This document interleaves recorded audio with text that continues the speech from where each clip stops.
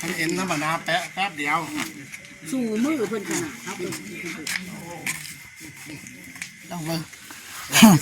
สีดีขึ้นบ่บอกหรือจะได้สังเกตบ้างอยู่กับกูพอมึงเจ๊นะเอ๊ะขึ้นเอ๊ะขึ้นขึ้นมาเอาตั้มเอาเจ๊ทำเถอะตั้มมาบ่เครื่องอะไรแม่นบ่มาเต้นเลยพ่อบริติดค่ะป้ามาจะหน่อยยังก็พูดเป็นตะเต้นใส่ผ้าป้าได้อยู่บ่สารวัตรอยู่ใส่อ้าวฟ้อนเกี่ยวเลยก็ได้จักสิได้เลยเนาะได้บ่เกี่ยวอ้าวเครื่องอยู่บ่บ้านเนี่ย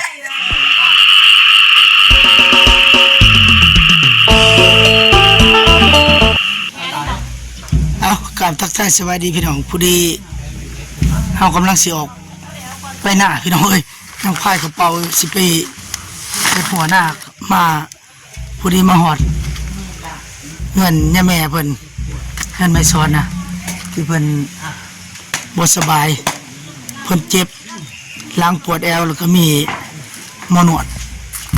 เพิ่นมาบีบหมอนวดให้แล้วเฮาสิเข้าไปเบิ่งแผนการนวดของเพิ่นนะแบบนวดโบราณมาโอ้เจ็บแอวนะเป็นยังไงใครแน่บ่นวดเนาะสัมผัสบอกให้แน่เพิ่นสัมผัสบีบเป็นยังไงใครแน่บ่เนี่ยบีบฟังเบิ่งบ่พังเบิ่งก่อนอันนี้บ่ได้เจ็บแล้วเดี๋ยวนี้นั่งกับบักเฮิงคือว่าบีบนี่บ่ได้เจ็บแล้วนะโอ้โทษขออนุญาตหมอมาแต่ไสเนาะมาจากเซบังเหียงทาโอ้อยู่คุมหาผมหาซื้อนั่นได้นะเจ้าซื้ออาจารย์บุญเสริมโอ้อาจารย์บุญเสริมโดยหาใครได้ยินชื่อได้นะเฮาก็ได้โดย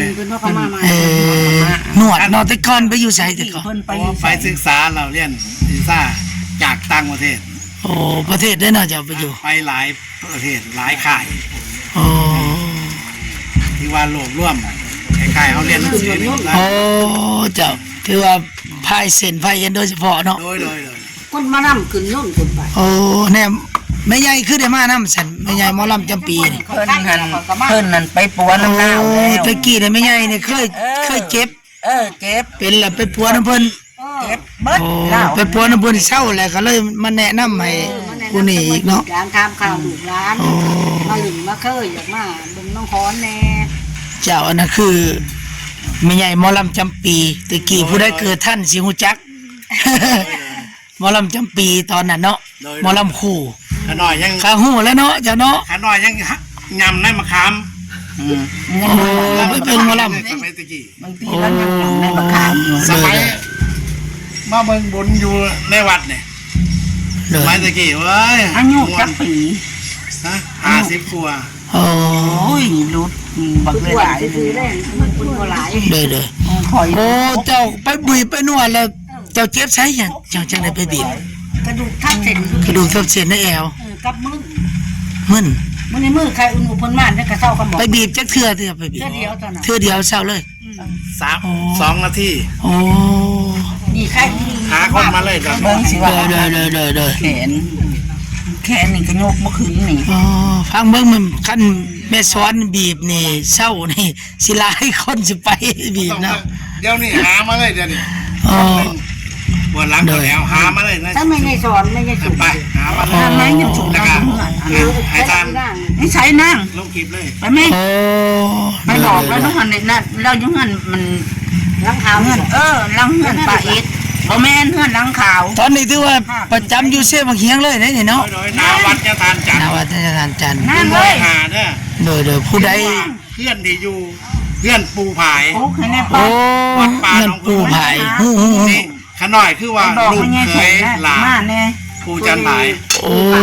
โดยผู้ใดเจ็บประเภทเส้นเอ็นเนาะไปหาได้อยู่หันคันแม่นว่าคันมื้อนี้นี่ตอนนี้นี่มานี่โลดนี่เดี๋ยวนี่มานี่เลยหรือว่าเซิร์นไปกับเพื่อนก็ได้เลยตอนนี้มาปวดโดยตรงโดย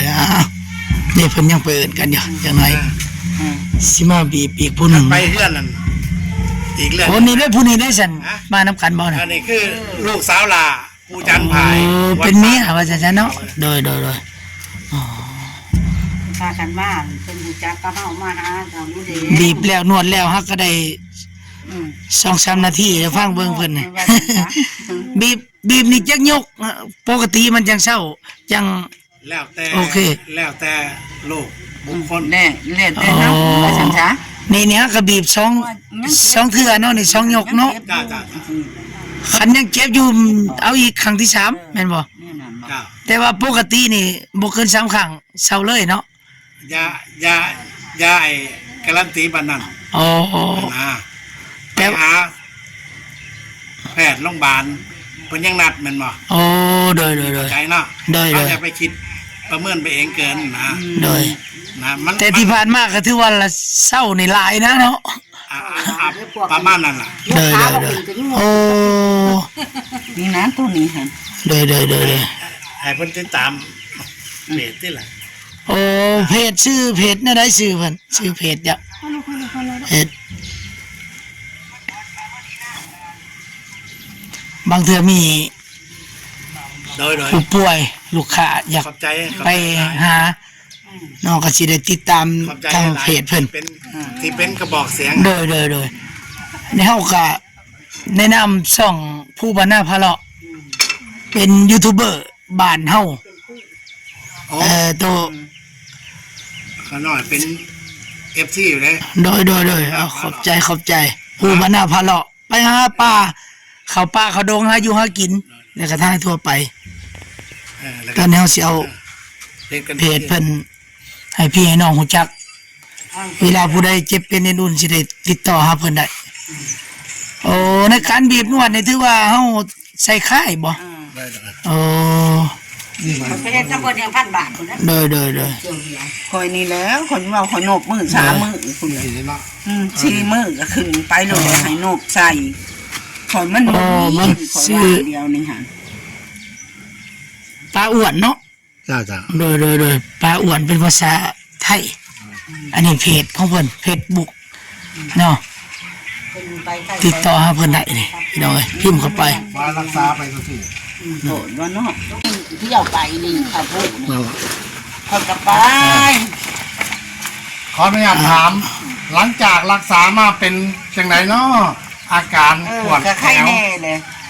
ไข้แน่เลย ขออนุญาต ไข้แน่แล้ว ขออนุญาตอยู่บ้านยังเนาะ บ้านน้องขอน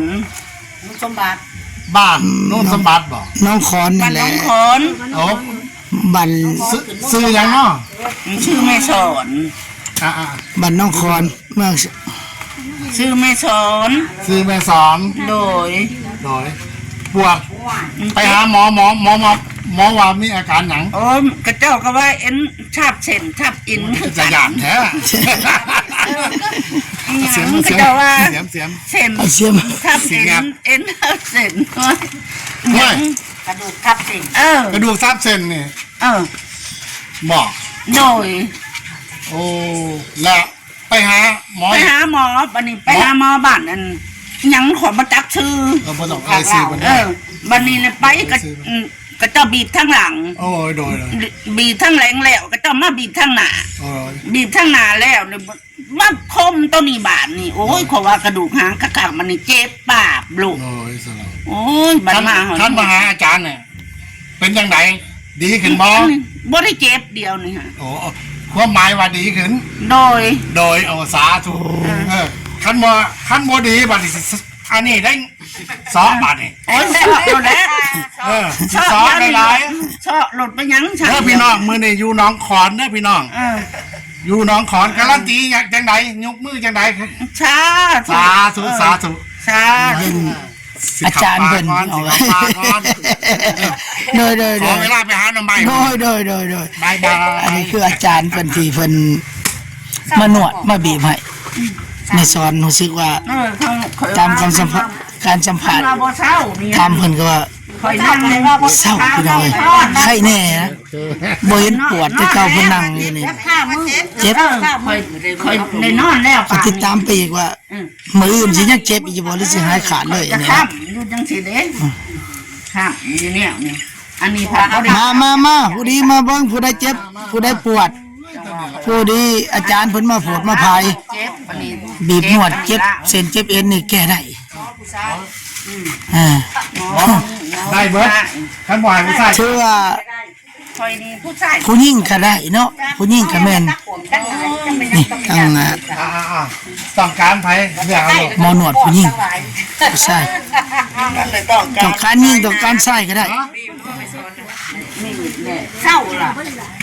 เรียกว่าคอยว่า จะลง คอย สบายดี เศร้าว่าเศร้า สบายดีทุกคน ได้แม่นอันน้ำมื่อแน่คอยหันนั่งตะกี้หันคอยนั่งหันบ่ได้เฮิงเนาะคอยนอนแม่นแต่ว่าพอเจ้าก็เห็นแต่ว่าคอยนั่งแล้วโอ๊ยคอยเจ็บเด้คอยว่าเขาก็เป็นล้มเพิ่นจะว่าเฮาเศร้าที่ว่าได้สั่งไปเท่าเดียวตอนนั้นแต่ว่าเพิ่นว่ามือเฮาใครยืนเพิ่นมาเอาไปนอนตื่น คัดอันนี้นะคัดขาจับขากับหัว ต้องการตะโกน โอ้ยคอยมาถึง คือสิเช้าแดดแล้วบัดนั้นเอาผ้าตัวนี้ออกก็ได้นี่ คัดกับหัวอะไร สาดแล้ว เล่นได้ไปเถอะ คอยก็บ่มีเงิน เนี่ยเขาเล่าเรื่องไม่คอยเล่าเรื่องคอยตามก้อนเลยเดี๋ยวถ้ามานักนะจะหักแต่บ่มีแบบซื้ออยู่แล้ว คอยใช้กับแฟน เบาก่อน ผู้ดีตอนนี้ก็ผู้ดีได้คิวมาโผดมาพายแม่สุ่มเพิ่นเจ็บหลังปวดแอวอีกทางอาจารย์เพิ่นสิบีบนวดให้อีกอาจารย์เพิ่นนี่อยู่บ้านเสบักเฮียงได้ไปทางเดินเมืองสงขลาแขวงสวรรณเขตแต่ว่าเพิ่นลงมามื้อนี้แม่นมาโผดพายทั้งบ้านน้องคอนเมืองสงขลาแขวงสวรรณเขตเฮาขมนนสมบัติเพิ่นไม่สอน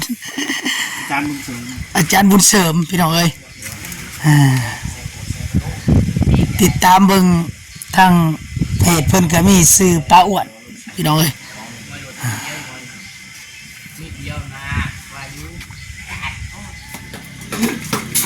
ปัญหากับหักสักข้อเลย อ๋อน้ำหนักอาจารย์นี่ก็สิ นี่มันขาดอันนี้ขาด ประมาณ70-80 โลได้นี่เนาะฮะ100เลย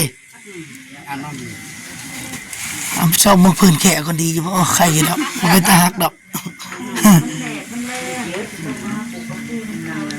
ข้าคนหน้าคนประจักษ์ข้ามาหาดูหน้าแล้วเป็นสมวดเป็นอะไร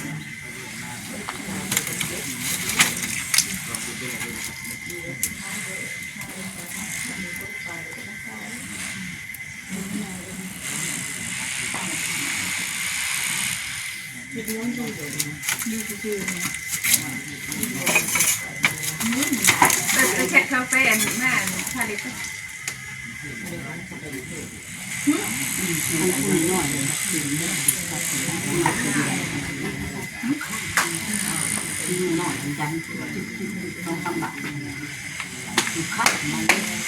อันไปอีท่องรถมาให้บีมาให้บ้างพอสิย่างก็ท่าได้ก็มีแห้งเจ้าบีนะ งานหรือคน ขาดวันนี้มันในลูกมากตรงนี้ขาดแง่แง่ มุ่งสิไปพาเบิร์ดแต่งหลายแสน บ่ได้อยากผ้าเบิ่งนี่แหละอยากปีบ่มีมันเป็นอย่าง เลยลูกเบิ้งเป็นอย่างนั้น มันเป็นอีหยังว่าสันดอก นั่นแหละลูกยางมึง แบบเดียวหนึงเพิ่นเฮ็ดให้ข้าวเดียว มาบนหน้าเพิ่นมาเลาะ เนาะ รีวิว มันนั่นแล้วก็มันเย็บมันก็เข่ง ลงยางเลยเดี๋ยวนี้ว่าหันนี่ปวดหันหนาไปหามันเลย ยังปวดอยู่บ่ ใกล้ๆเลยพุ่นยางไปพุ่นเลย แล่นเลยยังจะคัดอยู่บ่จะนั้นเพิ่นแก้ให้อีก จากเจ็บแห้งเบาลงหมดเลยเหรอหรือว่ายังเจ็บตอนเก่า มันก็คัดอยู่เพราะว่าปันไดหั่นนะเผื่อว่า จักหน่อยเพิ่นแก้ให้อีก คัดอันนี้แต่ว่าเราดีประมาณนี้คัดในกากระโปง หมอตอนสมพงษ์นี่ จากคัดน้ำหนักเบาลงแล้วมาขึ้นมาซ้ ทานที่น้อยนึงนะ ำโอเค แค่อีกวันนี้ให้พุดเลย ไปเก็บก็สิโทรหาเจ้าหมดแล้ว โอ้ละคนละเรื่องนะบัดนี้คัน เรื่องก็ตามนะมันแต่มันเช้าหัวนะ อ๋อแต่ดีแต่เช้าเนาะอ่า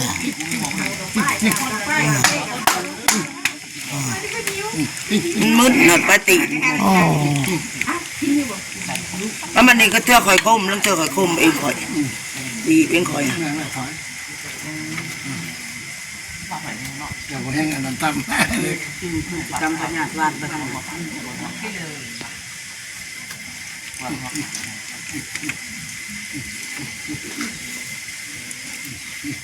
เด็กว่า โอ้ยนั่น โอ้ถึกเส้นปั๊บแล้วติอันนี้ถึกเส้นนั่นแหละเนี่ย ลูกไปซื้อกับเจี๊ยบนอกมาเนี่ยไอ้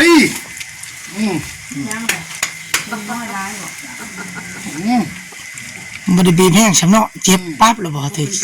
เอาบัดมันถึกเส้นเนาะ บ่ได้เห็นซื่อๆนี่แนว มันเกินนั่นมึนได้ นั่นละ บอดคัดแล้วแง่งลูกปั๊บ ถึงคนป้าก็สูงคนนั้นน่ะ ไม่เซ็นยัง สูงจริงเนาะ ลองเลยลองเลยบัดนี้ ตก แล้วย่างบ่อีก คอยว่าจะมาฟังนะน้อง อ๋อทำเบาสิขวดนอนเลย ไม่ได้นางแบบอะไรคนน้อยกว่านี้มัน เดี๋ยวนี้ ย่างเบิ่งบัดน่ะ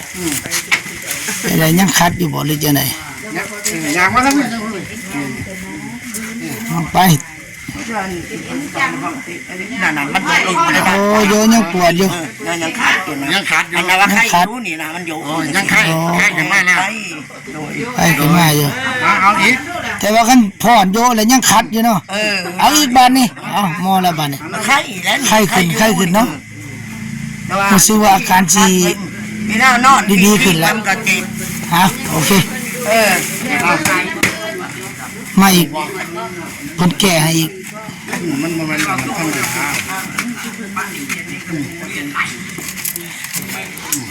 เข้าส่วง จัก มันมีแน่ คุณจักได้มีเนี่ย ฉันเอ็นธรรมดาแปะแป๊บเดียว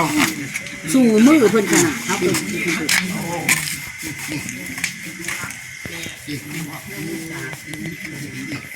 ใส่เกิบงามหลายจังซั่นเข้าใจบ่พูดว่าใส่เกิบงามว่าม่วนหลายว่าตรงนะว่าต้องนั่นล่ะว่านี่แหละอุตสาห์ว่าเพี้ยนเลยนะเฮ้ยนี่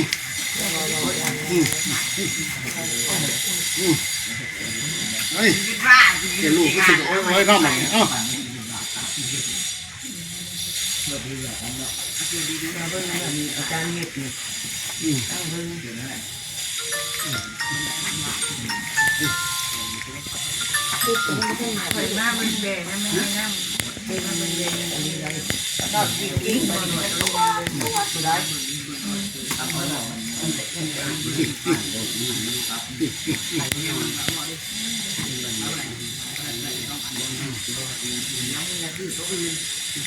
ไ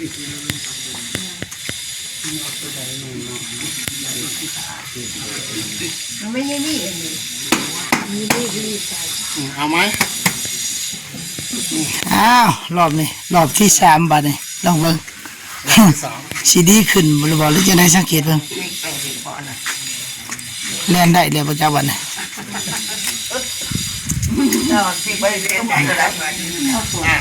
เดี๋ยวนี้ดีขึ้นแล้วหลังจากแต่ก่อนรักษาพิษจังสิบ่ได้ตรวจ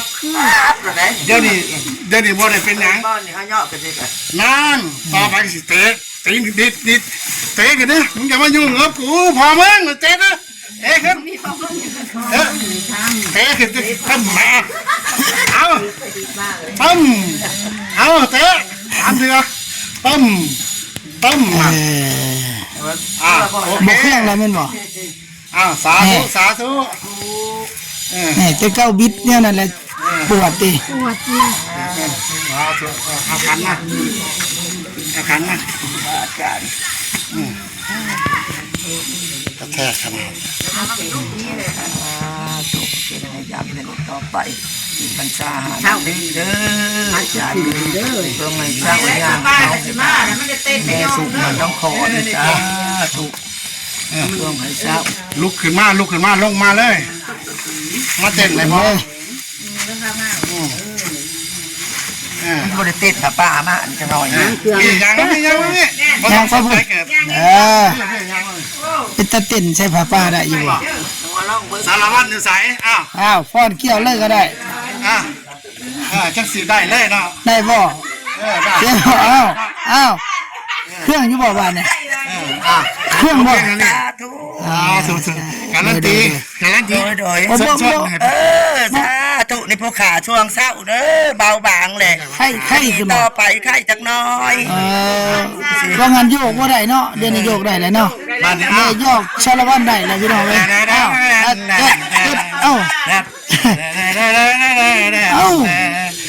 ได้เนาะ อยากมีขู่ได้เนาะ โอ้ไข่ก็เข้าอยู่ ขั้นมือหยาบอยู่นะ โอเคเดี๋ยว ไข้จัก หม น้ อ อย ลำเพิ่นจะพรน้ำเลยถือว่าเรียบร้อยพี่น้องเอ้ยไข่แล้วเพิ่นก็ได้บัดนี้ติดตามเบิ่งอีกว่ามื้ออื่นก็สิคือสิฟังเบิ่งมื้อแรกสิหายไปเรื่อยๆไข่ไปเรื่อย คุณตาม ๆ เนาะ แต่ตอนนี้ยังอยู่ไข่พวกเก่าแต่บ่ทันได้ขาดปุดเพราะว่ายังฟังอีกค่อยหายไป โอ้ ยังเครื่องหน่อยหนึ จะ ง ไปเฮ็ดอยู่ไสจังหวัดไหนคนที่ไหนแหละ เส้นหนึ่งยังตา นี่จะมาเอาบ่น้ำบ่นี่กูสิไปพาไปเบิ่งอยู่ไสน้ำกูจะไปบีบเตียงพีกิ้งโอ้เสือนอนนี่ เขามานำมาเพิ่นขึ้นหนย่นไป โอ้ ธรรมดาได้ โอ้ถ้ามันรู้จักเธอ เอาเฮาก็ได้เวลาเลยพี่น้องเอ้ยสิไป ออกหน้าก่อนไป